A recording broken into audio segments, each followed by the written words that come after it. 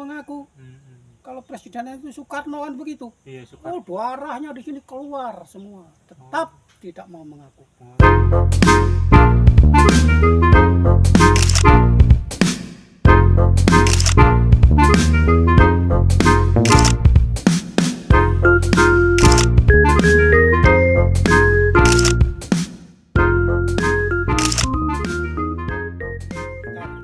Masuk ke daerah saya.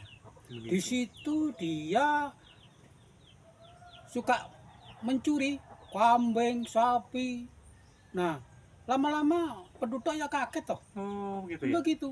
Karena dia itu terbang pakai selendang itu dan rumahnya dicari sampai kapan tidak ketemu.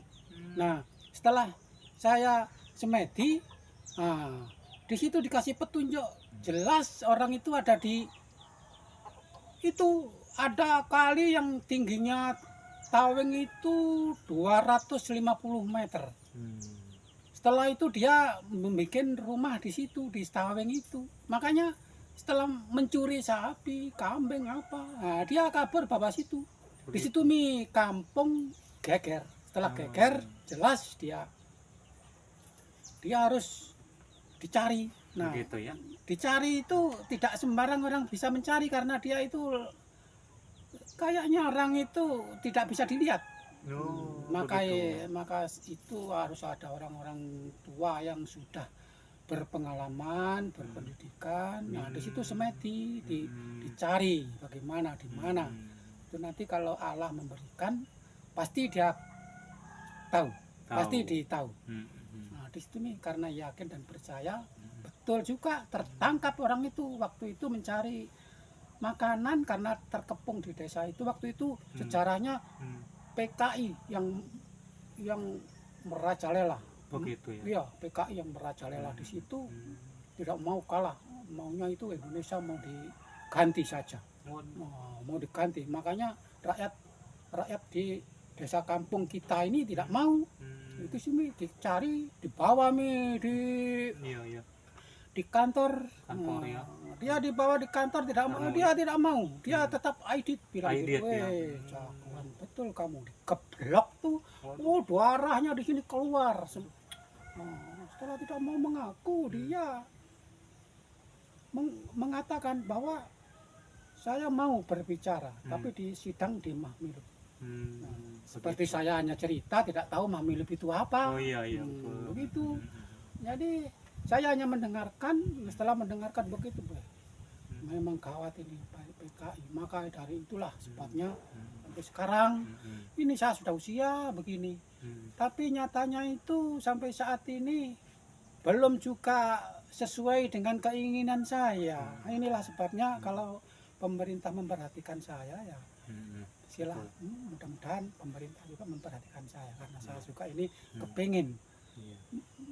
kepingin seperti hidup sejahtera sama seperti teman-temannya yang sudah aman dan terkendali. Dan saya juga ini kepingin saya itu bisa hidup rukun dengan sesama, hidup sama-sama begitu. Mudah-mudahan pemerintah juga kalau bisa mendengungkan suara saya ya. Bantulah rakyat yang tidak bisa sesuai dengan kehendaknya ini. Oke, pemirsa, kita akan jeda yang berikut ini.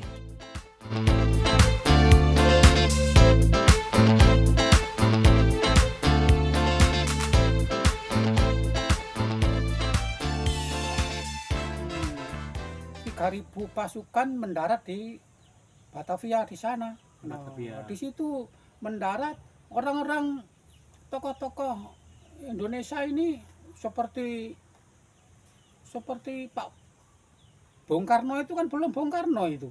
Kan secaranya itu Bung Karno itu rakyat juga. Tapi karena dia itu berani membela tanah air kita Indonesia ini, jadi dia diangkat sama rakyat juga karena pembela tanah air. Nah, begitu. Disitulah saya belum sampai kalau melihat Belanda itu datang baru ikut berkecimpung enggak. Baru perang juga enggak, karena perang itu hanya terusannya ada, hanya belum mengakui karena Indonesia sudah merdeka, dia tetap belum mengakui. Nah, setelah Bung Karno itu memang Bung Karno jagoan juga, Betul, itu betul. licik, pintar, Iya, mengerti. Betul. Nah, Bung Karno itu lapor sama Amerika minta bantuan supaya dihantam itu Jepang. Nah, di situ Hiroshima dan Nagasaki hancur di bom atom sama Bung Karno, tapi yang ngebom itu kan Amerika. Iya, Nah, betul, ya. begitu. Setelah di bom atom, tanggal berapa itu? Kalau tidak salah tanggal 8 itu kayaknya. Tanggal 15 tanggal 9 dihantam lagi satu kali lagi Hiroshima dan Nagasaki.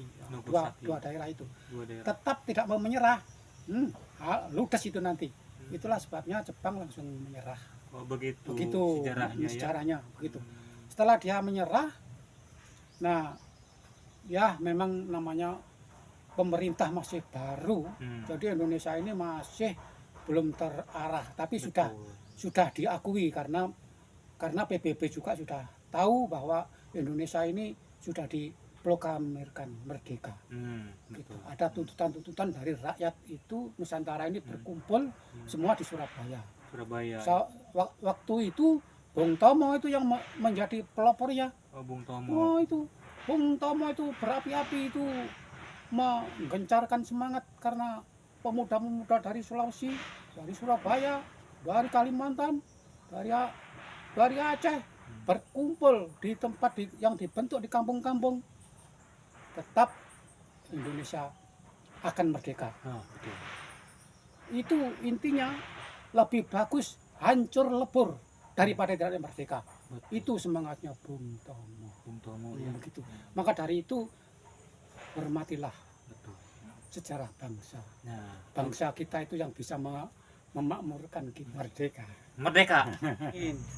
Pemirsa, terima kasih atas nontonnya, terima kasih atas gabungnya, terima kasih atas dukungannya channel kami. Semoga channel kami berkah dan berkembang. Hormati, hargai orang tua, karena orang tua memiliki sejarah. Dan sejarahnya harus kita jaga, kita rawat, kita lestarikan sejarahnya. Karena negara Indonesia lahir dari sejarah. Semoga tontonan kami jadi tuntunan buat kalian semua. Terima kasih. Dari SHOT TV, wassalamualaikum warahmatullahi wabarakatuh.